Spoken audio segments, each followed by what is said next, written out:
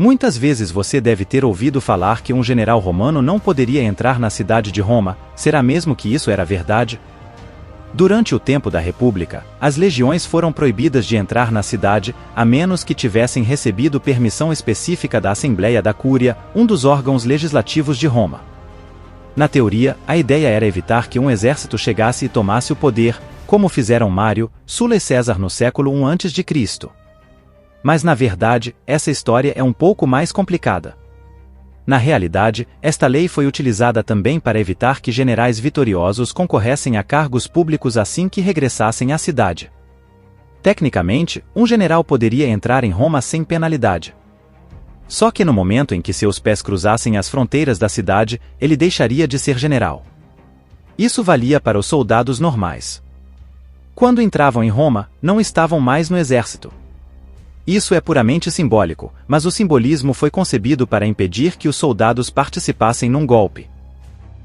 Todos os romanos sabiam que, uma vez em Roma, os seus oficiais já não tinham autoridade para lhe dar ordens.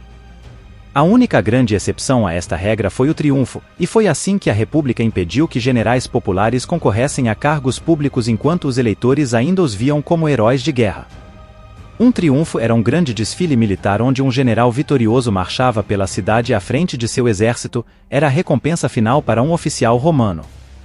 Qualquer general romano sonhava em receber a honra de ganhar um triunfo. Obviamente, o triunfo era algo muito difícil de se conseguir. O general precisava de algumas conexões políticas para que isso acontecesse. Mas por causa da proibição de soldados na cidade, os generais vitoriosos tiveram de esperar nos subúrbios até que a Assembleia da Cúria votasse para lhes dar um triunfo.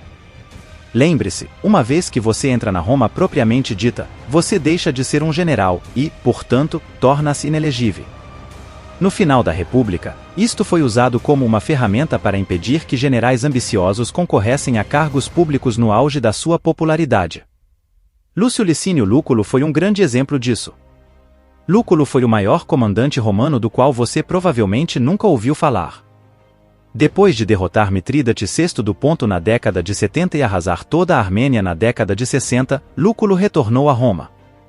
Ele foi tão vitorioso que poderia ser comparado a qualquer general que recebeu um triunfo, tendo derrotado o pior inimigo da República no primeiro século, o Ponto. Lúculo esperava obter um triunfo o mais rápido possível, então ficou nos subúrbios e esperou pela aprovação da Cúria. Mas ele teve a infelicidade de ser um optimate, a facção política aristocrática, numa época em que os optimates estavam fora dos holofotes. De 66 a 63 a.C., Lúculo esperou. Ele acabou construindo uma enorme propriedade nos arredores da cidade, onde organizava banquetes luxuosos. Ele não podia participar diretamente na política porque o Senado se reúne em Roma.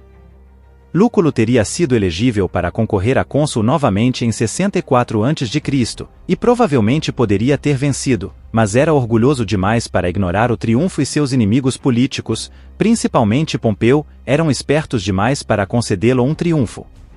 Finalmente, em 63, Cícero conseguiu um triunfo e ele pôde concorrer novamente. No entanto, a essa altura, Lúculo era alguém irrelevante.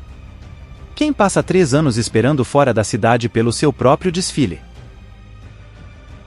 Então podemos ver que os generais eram realmente proibidos de entrar em Roma com seu exército, tudo isso devido a um jogo político, que tentava proteger a cidade de qualquer tirano.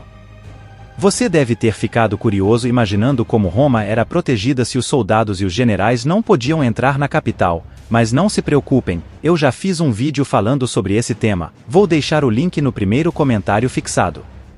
Muito obrigado a todos vocês que assistiram até aqui, espero que tenham gostado. Se gostou, deixe seu like e compartilhe com o máximo de pessoas que puder, e não esqueça de nos seguir no Instagram, conto com vocês, fiquem com Deus e até o próximo vídeo.